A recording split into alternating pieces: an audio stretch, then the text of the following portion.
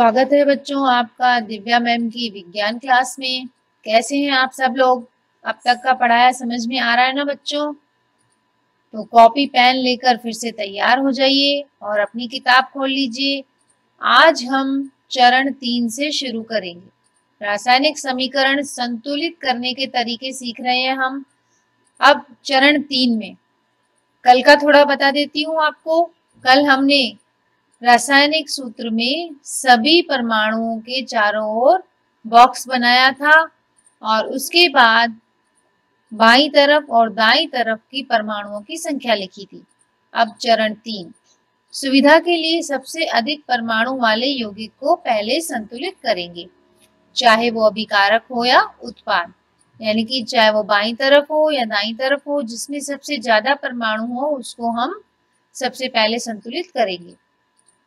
इस आधार पर हम Fe3O4, इसमें हम क्या चुनेंगे? ऑक्सीजन, क्योंकि ऑक्सीजन पे 4 लिखा है ना।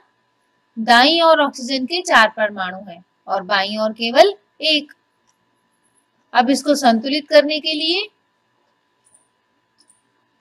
ऑक्सीजन परमाणु को संतुलित करने के लिए हमने सारणी बनाई।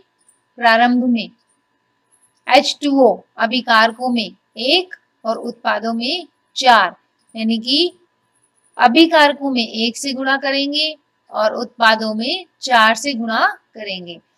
यह याद रखना आवश्यक है कि परमाणुओं की संख्या को बराबर करने के लिए हम अभिक्रिया में शामिल तत्वों और यौगिकों के सूत्र नहीं बदल सकते हैं। सूत्र नहीं बदल सकते, जैसे कि अगर H2O का सूत्र H2O है तो H2O ही रहेगा। इसको कम ज्यादा करने के लिए जितने परमाणु चाहिए उतने से गुणा कर सकते हैं, लेकिन जोड़ नहीं सकते। इसकी आप कॉपी में प्रैक्टिस करेंगे तो आपको अच्छी तरह और समझ में आ जाएगा। और बच्चों, जब ये पाठ खत्म हो जाएगा तब मैं इसके प्रश्न उत्तर भी करवाऊंगी। अब है ऑक्सीजन परमाणु को संतुलित करने के लिए हम 4 का गुणांक यानी 4 से गुणा करके 4H2O लिख सकते हैं, लेकिन H2O4 नहीं लिख सकते, यानी H के पीछे और O के आगे 4 नहीं लगा सकते। इसका जो सूत्र है वो वैसा ही रहेगा। आंशिक रूप से संतुलित समीकरण अब इस प्रकार होगा। आंशिक रूप से क्यों? क्योंकि अभी पूरी समीकरण संतुलित नहीं हुई, इसलिए अभी हमने सिर्फ क्या किया है, आप इसमें देख सकते हैं 1.6 में कि Fe तो Fe रहने दिया है, H2O के आगे हमने 4 लगा दिया है, बाकी पूरी समीकरण ऐसी की ऐसी है। अब चरण 4, इसका मतलब अब आगे क्या करेंगे? चरण 4 में बच्चों Fe और H परमाणु अब भी संतुलित नहीं है। जो हमने ऊपर संतुलित किया उसके हिसाब से अब बाईं तरफ H कितने हो गए? 4 दूनी 8, 8 H हो गए और दाईं तरफ H 2 ही है और Fe बाईं तरफ 1 है, दाईं तरफ 3 है। चौथे चरण में Fe और H परमाणु अब भी संतुलित नहीं है। इनमें से किसी एक तत्व को चुनकर आगे बढ़ते हैं। अब दोनों में से हम आयरन ले लेंगे या हाइड्रोजन ले लेंगे। अब अगर हम हाइड्रोजन लेते हैं तो हाइड्रोजन अभी बाईं तरफ कितने हैं? 4 और 2 8, 4 दूनी 8 होता है ना, इसलिए। तो ये देखो आप सारणी में लिखा हुआ है संतुलित करने के लिए अभिकारकों में, यानी बाईं तरफ तो 8 है, उत्पादों में फिर हम क्या करेंगे? इसको फिर से H2 को हम 4 से गुणा कर देंगे, तो यहाँ भी 4 दूनी 8, यानी कि हाइड्रोजन 8 हो जाएगा। तो अब ये नया समीकरण बनेगा वो 1.7 में देखिए कैसे बनेगा। Fe प्लस 4H2O, तीर का निशान, Fe3O4 प्लस 4H2O। अभी तक हमने H2O के आगे 4 लगाया है और H2 के आगे 4 लगाया है। अब चरण 5 में, चरण 5 में ऊपर दिए गए समीकरण की जांच कीजिए। अब दोबारा से इस समीकरण को हम देखेंगे कि क्या अब आयरन, हाइड्रोजन, ऑक्सीजन सब बराबर है। तो हम देख रहे हैं, तो हमने देखा कि केवल लोहा यानी Fe एक तत्व है जो कि संतुलित नहीं है। तो Fe बाईं तरफ कितना है? 1 ही है। दाईं तरफ कितने हैं? 3 है। तो अब हमें बाईं तरफ Fe को संतुलित करने के लिए इस Fe के आगे अंक 3 लगाना पड़ेगा, जैसा कि 1.8 समीकरण में लिखा हुआ है। अब ये समीकरण क्या बनी? 3Fe plus 4H2O arrow Fe3O4 plus H 4H2O। अब चरण 6 में अंत में क्या करेंगे, इस संतुलित समीकरण की जांच के लिए हम समीकरण में दोनों ओर के तत्वों के परमाणुओं की संख्या का परिकलन करते हैं। यानी अब हम देखते हैं कि दोनों ओर परमाणु समान है क्या। इधर 3 Fe है तो सीधे हाथ की तरफ यानी RHS में Fe 3 है। हाइड्रोजन 8 है तो RHS में भी हाइड्रोजन 8 है। ऑक्सीजन बाईं तरफ भी 4 है तो दाईं तरफ भी 4 है। इस तरह से समीकरण 1.9 ये हमारी फाइनल संतुलित समीकरण तैयार हो गई। इसको पूरा बॉक्स में कर दीजिए। अब ये जो 1.9 ये पूरी तरह से संतुलित है। अब बच्चों यहाँ से अंडरलाइन करिए, रासायनिक समीकरणों को संतुलित करने की इस विधि को हिट एंड ट्रायल विधि कहते हैं। आपका प्रश्न आता है कि रासायनिक समीकरण को संतुलित करने की विधि को क्या कहते हैं, हिट एंड ट्रायल विधि। क्यों? क्योंकि हमने इसमें लगा लगा के देखा कि 2 से संतुलित हो रही है, 3 से हो रही है, तो हिट एंड ट्रायल का मतलब यही होता है, हिट करो फिर ट्रायल करो, जहां सही बैठे वही संतुलित है। क्योंकि सबसे छोटी पूर्णांक संख्या के गुणांक का उपयोग करके समीकरण को संतुलित करने का प्रयत्न करते हैं।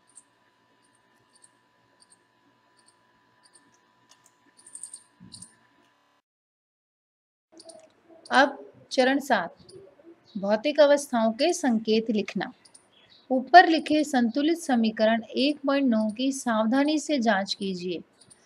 क्या इस समीकरण में हमें अभिकारकों, उत्पादों इत्यादि की भौतिक अवस्था के बारे में ज्ञान होता है? यानी कि बच्चों कहने का तात्पर्य है कि ये जो समीकरण 1.9 है, ये देखिए आप समीकरण 1.9, इसमें जब हमने आयरन, जल, फेरस सल्फेट ये सब कहा तो हमें ये पता नहीं चल रहा कि ठोस है, द्रव है या गैस है। तो भौतिक अवस्था के बारे में कोई जानकारी नहीं मिल रही। अब हमें क्या करना है? अब हमें ये करना है कि रासायनिक समीकरण को अधिक सूचनापूर्ण बनाने के लिए अभिकारकों, उत्पादों के रासायनिक सूत्र के साथ उनकी भौतिक अवस्था को भी दर्शाया जाता है। अभिकारकों और उत्पादों के गैस, द्रव और जलीय ठोस अवस्थाओं को क्रमशः G यानी गैस हो तो G, द्रव हो तो L यानी लिक्विड, जलीय एक्वस AQ, ठोस सॉलिड से दर्शाते हैं। अभिकारक या उत्पाद जब जल में घोल के रूप में उपस्थित होते हैं तब हम AQ लिखते हैं। यानी कोई चीज जब पानी में घुली हुई होती है तो AQ यानी एक्वस लिखते हैं। अब संतुलित समीकरण 1.9 इस प्रकार का होगा। देखो बच्चों, Fe इसके आगे लिखा हुआ S, आयरन लोहा हमें मालूम है ये ठोस होता है। H2O इसके आगे लिखा हुआ है G, जल तो लिक्विड यानी L होता है। फिर G क्यों लिखा हुआ है? इसका मतलब H2O जल को हमने कैसे रूप में लिया है? भाप के रूप में लिया है। जब जल की भाप बनती है वो कैसा रूप हो जाता है? गैस। Fe3O4 ये कैसा होता है? Solid S। 4H2O ये कैसा होता है? H2 गैस होती है, हाइड्रोजन गैस, इसके आगे G लिखा हुआ है। ध्यान दीजिए समीकरण 1.10 में H2O के साथ G चिन्ह का उपयोग किया गया है। यह दर्शाता है कि इस अभिक्रिया में जल का उपयोग भाप के रूप में किया गया है। प्राय हर रासायनिक समीकरण में भौतिक अवस्था को शामिल नहीं किया जाता जब तक कि यह आवश्यक नहीं हो। यानी हर समीकरण में इस तरह से नहीं लिखते, अगर आवश्यक है तभी लिखते हैं। कभी कभी अभिक्रिया की परिस्थितियां जैसे कि ताप, दाब, उत्प्रेरक आदि को भी तीर के निशान के ऊपर या नीचे लिखते हैं। अभी ताप, दाब, उत्प्रेरक क्या होते हैं ये आप पिछली कक्षा में भी पढ़ चुके हैं, यहाँ भी आपको दोबारा पढ़ने को मिलेंगे। CO इसके आगे ब्रैकेट में लिखा है G, कार्बन मोनोऑक्साइड एक ऐसी होती है, गैस होती है, प्लस 2H2 हाइड्रोजन गैस, तीर का निशान, इसमें देखिए तीर के निशान के ऊपर लिखा हुआ है 340 ATM और इसके तीर के निशान के आगे लिखा है CH3OHL यानी ये लिक्विड। दूसरा समीकरण देखिए 1.12, इसमें लिखा हुआ है 6CO2 aqueous plus 12H2O liquid. इसके तीर के निशान के ऊपर लिखा हुआ है सूर्य का प्रकाश और क्लोरोफिल। ये बच्चों प्रकाश संश्लेषण की अभिक्रिया है जिसमें सूर्य का प्रकाश और क्लोरोफिल के अंतर्गत होती है, इसलिए इस तीर के निशान के ऊपर लिखा गया है सूर्य का प्रकाश और क्लोरोफिल। इसी प्रकार क्या आप पुस्तक में दिए गए समीकरण 1.2 को संतुलित कर सकते हैं? तो बच्चों आप 1.2 के समीकरण को देखिएगा और आप करके देखिएगा कॉपी में कि क्या आप इसको संतुलित कर सकते हैं। अब जो इसके ये प्रश्न है बच्चों, जब मैं पाठ का एंड करूंगी उसके बाद सभी प्रश्नों का जो पाठ के अंदर है और जो पीछे पाठ्य पुस्तक के प्रश्न हैं, इन दोनों को हल करके बताऊंगी एक अन्य वीडियो में। तो अब हम आगे चलते हैं। रासायनिक अभिक्रियाओं के प्रकार। अब तक हमने देखा रासायनिक अभिक्रियाएं किसे कहते हैं, संतुलित कैसे करते हैं। अब 1.2 में हम रासायनिक अभिक्रियाओं के प्रकार जानेंगे। कक्षा 9 में हम अध्ययन कर चुके हैं कि रासायनिक क्रिया के समय किसी एक तत्व का परमाणु दूसरे तत्व के परमाणु में नहीं बदलता, न तो कोई परमाणु मिश्रण से बाहर जाता है और न ही बाहर से मिश्रण में आता है। कक्षा 9 में आपने बच्चों पढ़ा था कि जितने परमाणु अभिक्रिया के वक्त होते हैं वही मिश्रण में रहते हैं। वास्तव में किसी रासायनिक अभिक्रिया में परमाणुओं के आपसी आबंध के टूटने और जुड़ने से ही नए पदार्थों का निर्माण होता है, और अलग अलग प्रकार के आबंध के बारे में हमने अध्याय 3 और 4 में हम उसको अध्ययन करेंगे। अब सबसे पहला प्रकार है संयोजन अभिक्रिया। क्रियाकलाप 1.4। संयोजन अभिक्रिया, जैसा कि नाम से पता है, संयोजन मतलब किसी चीज का जुड़ना। इसमें एक या दो परमाणु जुड़ते हैं और नया पदार्थ बनाते हैं। तो इसको समझने के लिए हम करेंगे क्रियाकलाप 1.4। एक बीकर में थोड़ा कैल्शियम ऑक्साइड तथा बुझा हुआ चूना लेंगे। इसमें धीरे धीरे जल मिलाएंगे। अब बीकर को स्पर्श करेंगे, यानी ये बीकर है। चित्र 1.3 में आप देखिए, इसमें कैल्शियम ऑक्साइड डाला है, जल डाला है और बुझा हुआ चूना डाला है। फिर इसको हम छू के देखेंगे। तो हम छू कर देखेंगे कि क्या इसके ताप में कोई परिवर्तन हुआ। कैल्शियम ऑक्साइड जल के साथ तीव्रता से अभिक्रिया करके बुझे हुए चूने का निर्माण करता है और अधिक मात्रा में ऊष्मा उत्पन्न करता है। यानी कि इतनी ऊष्मा, ऊष्मा यानी गर्मी यानी ताप, तो ताप उत्पन्न होता है जिससे हमें वो बीकर कैसा लगता है, गर्म लगता है। CaOS, इसका जो समीकरण बनेगा वो इस तरह से बनेगा कि 1.13 नंबर समीकरण है। CaO ये किसका सूत्र है, बिना बुझे चूने का सूत्र है। इसमें हमने मिलाया H2O। ध्यान देना बच्चों, बिना बुझा चूना और एक जगह लिखा हुआ है बुझा हुआ चूना। तो जब बिना बुझे चूने में हम जल मिलाते हैं, H2O मिलाते हैं, तो यह बन जाता है CaOH होल ट्वाइस। इसको पढ़ते हैं CaOH का होल ट्वाइस, यानी बुझा हुआ चूना बन जाता है।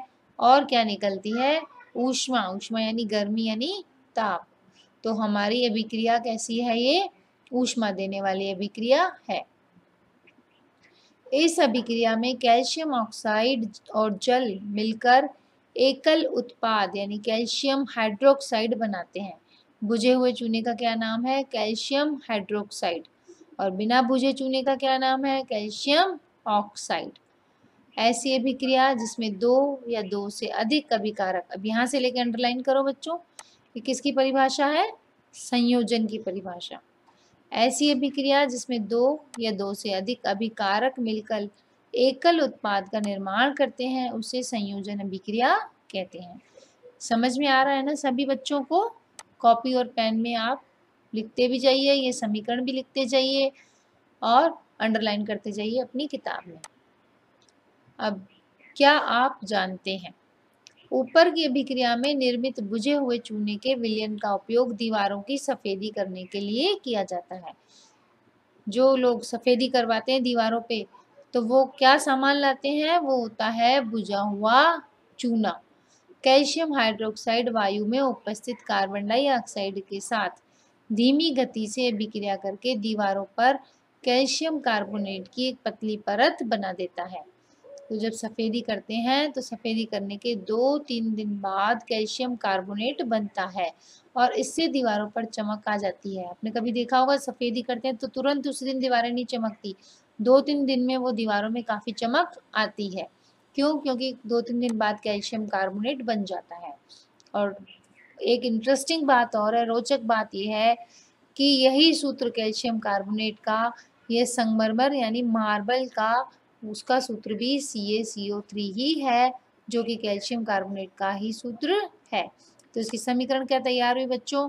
ये समीकरण है जो बॉक्स में लिखी है 1.14, ये बहुत ही इंपॉर्टेंट है, महत्वपूर्ण है। आप इसको अंडरलाइन कर लीजिए, बॉक्स में रख लीजिए, इसको याद भी कर लीजिए। क्या समीकरण है ये? CaOH whole twice plus CO2 arrow CaCO3 यानी कैल्शियम कार्बोनेट और जल H2O।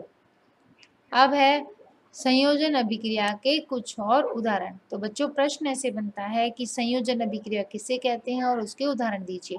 तो उदाहरण में आप, ये बिल्कुल सरल उदाहरण है, कैल्शियम प्लस ऑक्सीजन, कोयला जब ऑक्सीजन की उपस्थिति में जलता है, बहुत बार देखा होगा आपने चूल्हे में कोयला जलता है, तो कैल्शियम, कार्बन और ऑक्सीजन जब कोयला और ऑक्सीजन की उपस्थिति में जलता है तो CO2 धुआं बनता है कार्बन डाइऑक्साइड का। चूल्हे में आपने कोयला जलते हुए देखा होगा, लकड़ी भी जलती है और कई बार सिगड़ी में कोयला भी जलता है। अब है इसका उदाहरण 2, H2G यानी हाइड्रोजन गैस तथा ऑक्सीजन गैस, ये तो सबको ही मालूम है, हाइड्रोजन और ऑक्सीजन मिलकर क्या बनाते हैं? जल। जल का निर्माण होता है हाइड्रोजन और ऑक्सीजन से। तो ये समीकरण 1.16 क्या हुई? H2 2H2 प्लस O2 मिलकर बना 2H2O, जल के दो अणु। सरल शब्दों में हम कह सकते हैं कि जब दो या दो से अधिक पदार्थ तत्व या यौगिक संयोग करके एकल उत्पाद का निर्माण करते हैं, ऐसी अभिक्रिया को संयोजन अभिक्रिया कहते हैं। क्रियाकलाप 1.4 में हमने यह भी देखा कि अधिक मात्रा में ऊष्मा उत्पन्न हुई, इससे अभिक्रिया मिश्रण गर्म हो जाता है। अभी हमने देखा ना कि गर्म हो गया था हमारा बीकर, तो ऐसी अभिक्रियाएं जिनसे ताप यानी ऊष्मा निकलती है और उत्पाद भी बनते हैं, तो उन अभिक्रियाओं का एक नाम होता है बच्चों, उसे कहते हैं ऊष्माक्षेपी रासायनिक अभिक्रिया। इसको अंडरलाइन कर लीजिए, ये 2 लाइनें ये ऊष्माक्षेपी रासायनिक अभिक्रिया के क्या है? महत्वपूर्ण उदाहरण है। परिभाषा है और इसका उदाहरण आप वही दे सकते हैं, बुझे हुए चूने वाला। प्राकृतिक गैस का दहन, ये ऊष्माक्षेपी के कुछ और उदाहरण है। तो पहला उदाहरण है प्राकृतिक गैस का दहन, CH4 यानी कि प्राकृतिक गैस का सूत्र होता है CH4, मीथेन इसको कहते हैं, प्लस 2O2 यानी ऑक्सीजन के दो अणु, ये मिलके क्या बनाते हैं? CO2 carbon dioxide. यानी जब मीथेन गैस जलती है ऑक्सीजन की उपस्थिति में तो कार्बन डाइऑक्साइड गैस बनती है, जल वाष्प बनती है H2O, आगे जी लिखा है ना, तो जल वाष्प H2O जल वाष्प बनती है, प्लस ऊर्जा, ऊर्जा यानी ताप निकलता है, गर्मी निकलती है। क्या आप जानते हैं कि श्वसन एक ऊष्माक्षेपी अभिक्रिया है? बच्चों जब हम सांस लेते हैं तो वह भी एक ऊष्माक्षेपी अभिक्रिया होती है। हम सभी जानते हैं कि जीवित रहने के लिए हमें ऊर्जा की आवश्यकता होती है। ऊर्जा हमें कहाँ से मिलती है? भोजन से मिलती है। हम भोजन खाते हैं तभी तो जिंदा रह पाते हैं ना, पानी पीते हैं। तो पाचन क्रिया के समय खाद्य पदार्थ छोटे छोटे टुकड़ों में टूट जाते हैं, जैसे चावल है, आलू है, ब्रेड है, इन सब में क्या होता है? कार्बोहाइड्रेट होता है। इस कार्बोहाइड्रेट के टूटने से क्या मिलता है? ग्लूकोज मिलता है। यह ग्लूकोज हमारे शरीर की कोशिकाओं में उपस्थित ऑक्सीजन से मिलकर हमें ऊर्जा प्रदान करता है। और यह जो अभिक्रिया होती है, इस अभिक्रिया का विशेष नाम होता है श्वसन। तो श्वसन है जिसका अध्ययन हम करेंगे अध्याय 6 में, लेकिन श्वसन की जो अभिक्रिया होती है 1.18 समीकरण, ये पूरा 1.18 समीकरण आपको याद करना है, इसको बॉक्स में रख लीजिए। इसमें क्या है, ये बताया ग्लूकोज जो है वो ऑक्सीजन की उपस्थिति में टूटकर कार्बन डाइऑक्साइड और H2O और ऊर्जा बनाता है। इसका क्या सूत्र हुआ, C6H12O6 प्लस 6O2। तो क्या बना, 6CO2 प्लस 6H2O प्लस ऊर्जा। अब उदाहरण 3, किसका उदाहरण, हम पढ़ रहे हैं ऊष्मा क्षेपी अभिक्रियाओं का उदाहरण। तीसरा उदाहरण क्या है, तीसरा उदाहरण है शाक सब्जियों का विघटित होकर कंपोस्ट बनना भी ऊष्माक्षेपी अभिक्रिया का उदाहरण है। यानी कि जो शाक सब्जियां या थोड़ा कचरा जो होता है हमारा, ये सड़ता रहता है, वह भी एक ऊष्माक्षेपी अभिक्रिया होती है। अब है क्रियाकलाप 1.1 में दी गई अभिक्रिया के प्रकार को पहचानना है जिसमें एकल उत्पाद निर्माण के साथ साथ ऊष्मा उत्पन्न होती है। तो बच्चों आज का पाठ यहीं तक है। कल हम पढ़ेंगे 1.2.2 यानी वियोजन अपघटन की अभिक्रिया। अपनी किताब में यहाँ से लेके निशान लगा दीजिए। कल की क्लास में हम यहाँ से पढ़ेंगे।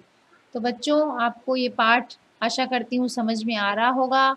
बच्चों समझ में आ रहा है तो आप इसको लाइक कीजिए, शेयर कीजिए और सब्सक्राइब कीजिए ताकि आपके अन्य मित्रों तक भी ये सूचना जा सके और नया वीडियो आपको जल्दी से मिल सके। तो बच्चों अगली क्लास में मिलते हैं, तब तक बाय बाय बच्चों।